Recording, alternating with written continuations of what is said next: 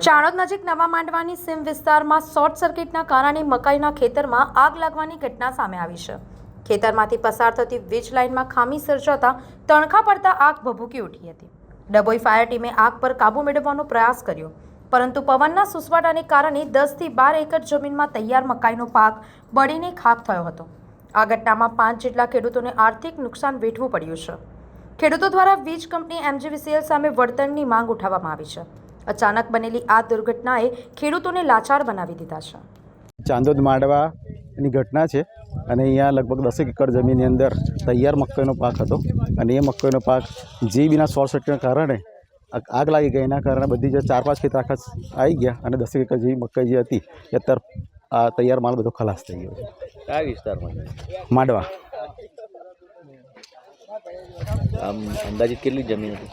10 acre જેવી જમીન હતી। કેટલા ખેડૂતો લગભગ 5 ખેડૂતો।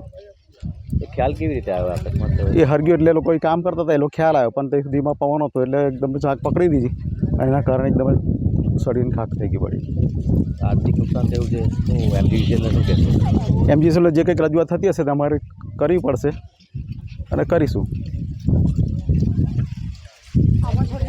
સંવાદદાતા સાથે અભિપ્રાય ન્યૂઝ વડોદરા। આવા જ વધુ સમાચારો જોવા માટે સબસ્ક્રાઇબ કરો અમારી YouTube ચેનલને અને જોડાયેલા રહો Facebook, Instagram અને Twitter પર।